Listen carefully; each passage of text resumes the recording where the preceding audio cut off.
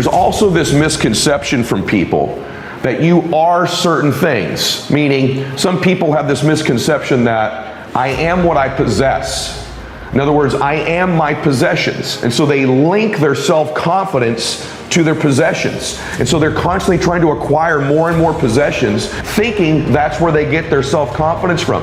That's how they're defined as a person. I am my possessions. Couldn't be further from the truth. It's a hollow way to try to gain self-confidence by possessing things. Nothing wrong with going for material possessions. I have all kinds of them. But I don't link my confidence to those possessions, nor am I deluded into thinking if I could just possess more things, then I'll feel better about myself. So this is a mistake. There's a flawed thought. Number one flawed thought, I am my possessions. Second flawed thought, I am my accomplishments. In other words, my self-confidence is only linked to what I accomplish. So because I haven't accomplished certain things, I don't have that certain title, that certain award, that certain recognition, I don't believe in myself. I'm riddled with self-doubt. I'm defined by my accomplishments. The difficult thing about that is now all your life you're going to have to accomplish more and more and more in order to feel self-confident and eliminate self-doubt. You are not your accomplishments. You are not your possessions. You are you. You are perfect. You are beautiful. You were born to do something great with your life. If you're a person of faith like me, you believe God made you in His image and likeness and wants you to do something great with your life, not that you are your possessions, not that you are your accomplishments. And this is the social media insidious influence it has in our lives. People think, I don't feel good about myself. I've got this self-doubt. The gateway to me feeling more self-confidence is if I could possess more things, or if I could accomplish more things. Yes, having nice things will make you feel better about yourself. Yes, accomplishing things certainly is a reinforcement for self-confidence, but it's not the pathway to getting it. The pathway to getting it is doing something great with your life where you keep the promises you make to yourself and acknowledge this self-doubt, this self-thought, this negative talk isn't even mine. It was given to me when it was impossible for me to defend myself as a child, and maybe it even happened in adolescence, and probably some of those incidences have happened for you as an adult.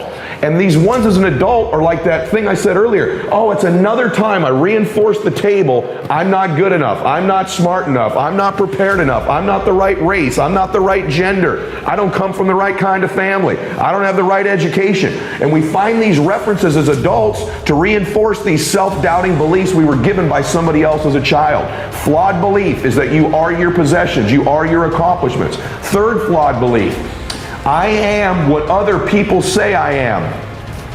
Wrong. You are not what other people say you are, good or bad. I see too many people that if someone says something negative about them, they believe that's who they are. This is the flawed third belief. I am my possessions, I am my accomplishments, and you know what? Or I am what other people say I am. Let me be clear with you. You are not what other people tell you you are. It wasn't true when you were 18 months old, 5 years old, or 55 years old. You are not what other people say you are.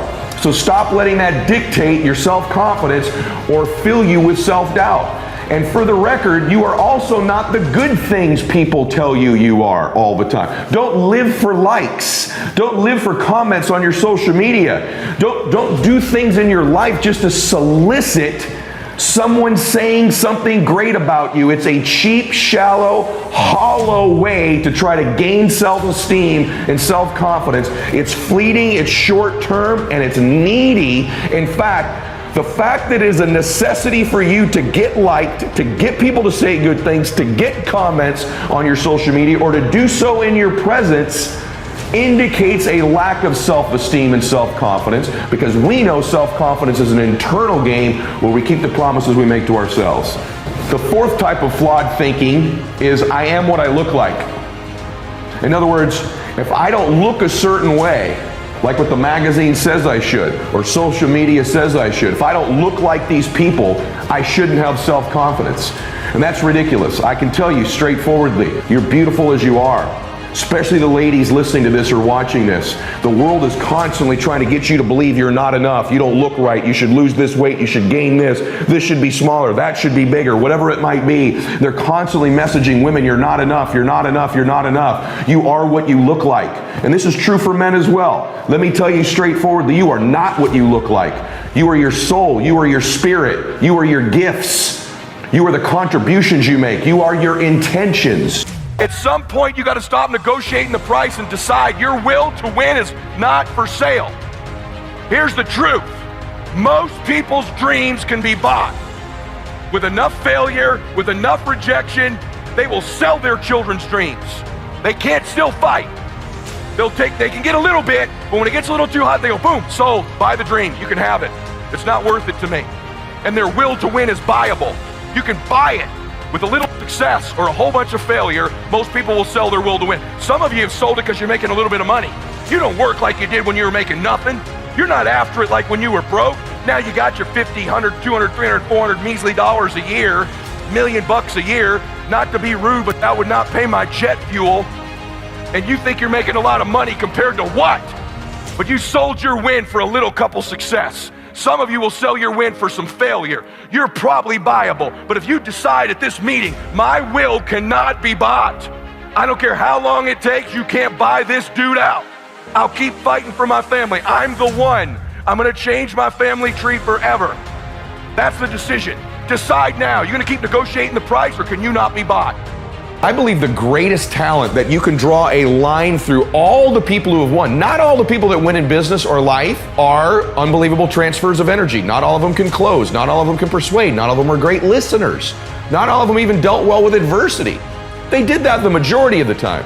But all of them have in common, they developed the talent, and yes, it is a talent, it is a skill of not quitting. I don't think most of you right now that are struggling in your business life right now are giving yourself enough credit for this incredible talent you're developing, which is resiliency, which is the ability not to quit. Listen to what I'm telling you. As somebody who's built multiple different companies, I've coached some of the top athletes, entertainers, business people, and politicians in the world. And I'm telling you that even in my own team, when I hire people, I look for resiliency, and a notch above that is the talent, is the skill of not quitting as the number one thing that I look for. And many of you right now listening to this possess the number one skill necessary to win and don't give yourself any credit for it, which means it's not helping build your confidence. It's not going to the bank of crediting for your identity. And so although you possess this incredible ability that so many people in the world don't have and don't possess, you have it and you don't value it. You don't prize it. You don't give yourself credit for having it. It ought to be where you draw the majority of your confidence from. The ability to say, I don't quit, I'm resilient. I own the number one skill, the number one talent required to eventually win. I already have. I can't quit. You'd have to kill me to get me out of chasing my dream. I'm going to tell you right now, either you're going to control your time or your time's going to control you. Either you are going to dictate the terms of your life or you're going to be somebody who reacts and responds throughout their life. This device right here can both speed up time in your life or it can slow it down. It's not always a speed tool. So one of the tips that I've covered before but not enough people implement that I promise you is a quality of max out performers that relates to their time is they control it. They do not react and respond. They dictate the terms of their life most of the time. And that means this: when you wake up in the morning, the greatest thing you could do for yourself is not touch or look at this device for 30 minutes to an hour after awakening. So that when you wake up, you take control of your time. You control the time. You control the beginning of the day. You get clear, you meditate, you pray, you stretch, you think, you go through a gratitude exercise. You control the first 30 minutes of your day. It sets a tone that I'm in charge of my time, not what enters this.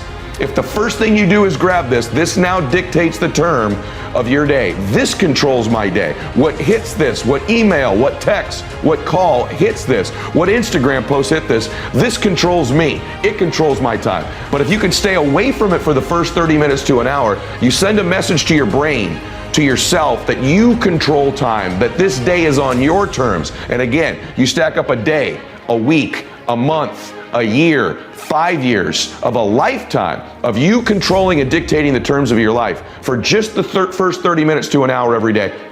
It will revolutionize your life. You have an acceptance that problems and challenges are going to exist. Isn't it probably important that you learn to enjoy the process of overcoming them and solving them? I think all the time, how can I enjoy this? I think, man, what are all the great things that are going to happen when this is solved? Whose lives are going to be better when this is solved? How much better is my body, my fitness, my faith, my family, my life, other people's lives when this problem is solved, depending on what the problem and challenge is, and that helps me enjoy the process. I also remind myself this problem is helping me grow. It's in existence because I'm making progress in my life. So all these things fit a meaning that help us make the best decisions possible.